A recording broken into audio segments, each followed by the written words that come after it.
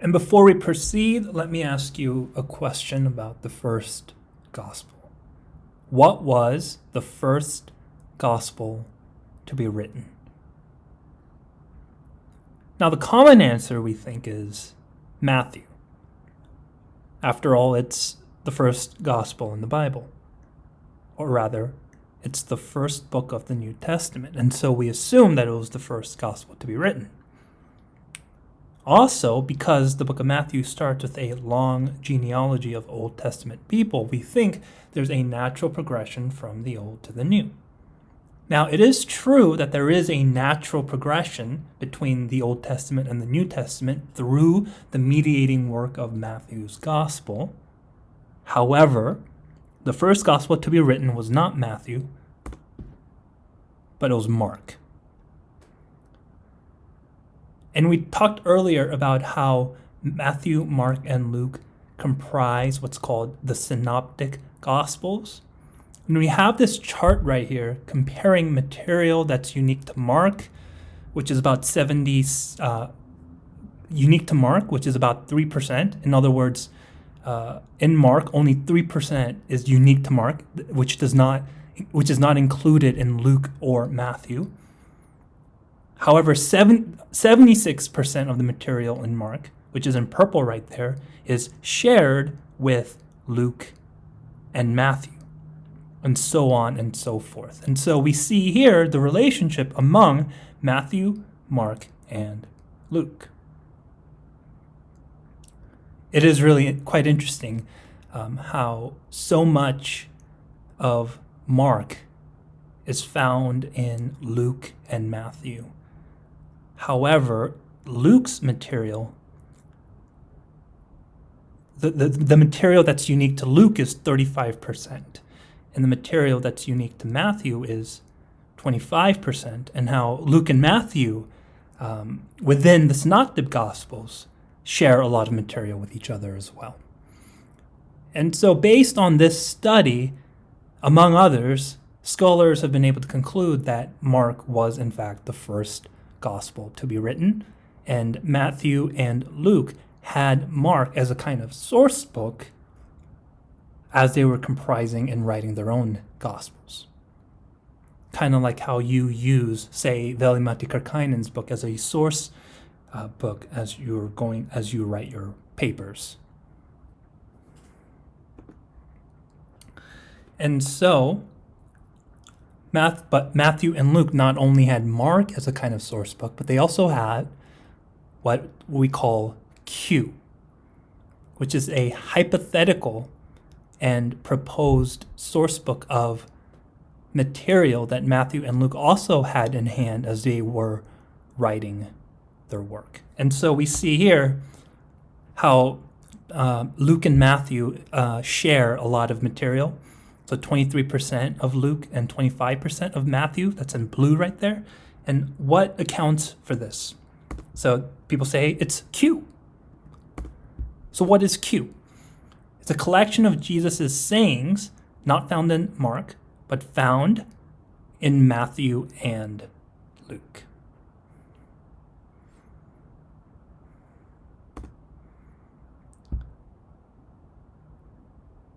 So, for example, Luke chapter 16 and Matthew chapter 6.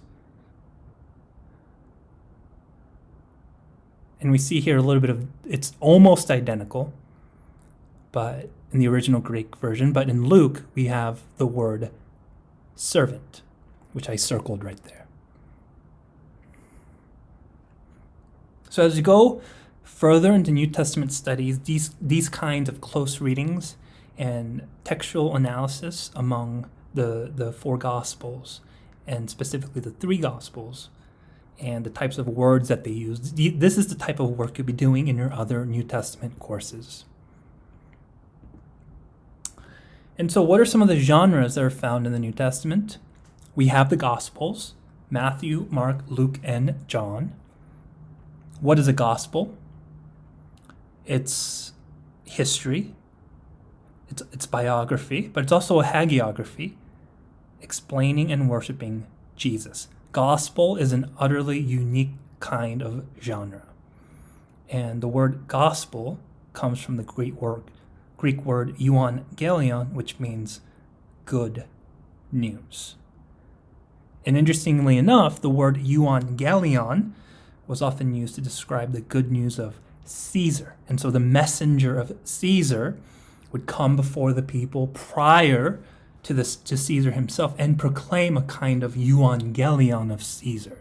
And so you immediately see the kind of countercultural aspect of the gospel, which the Gospels represent.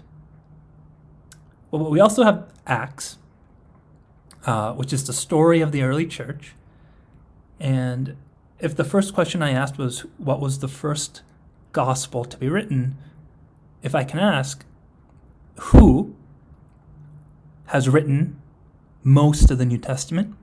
And the answer is Luke, because Luke has written the Gospel of Luke, which is the longest gospel. And Luke has also written Acts.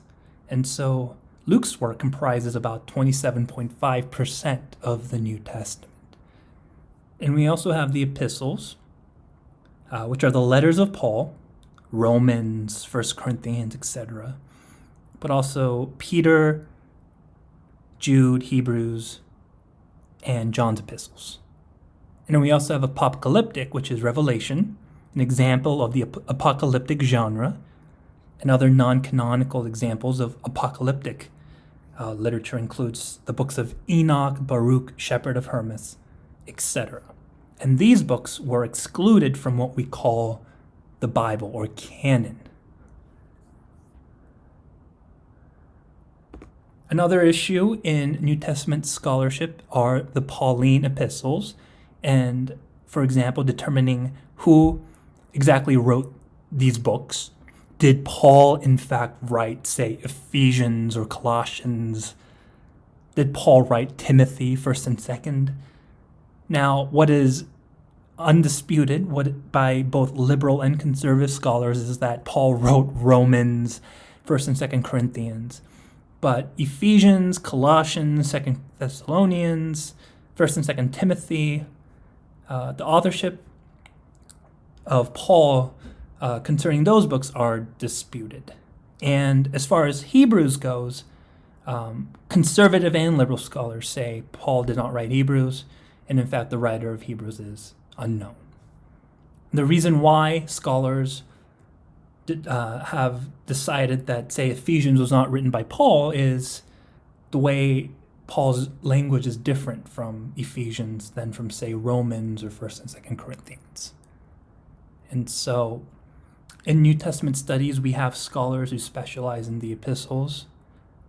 We have scholars who specialize in Revelation. We have scholars who specialize in the Gospels. And so you'll take more specific courses on the Gospels or the Pauline epistles.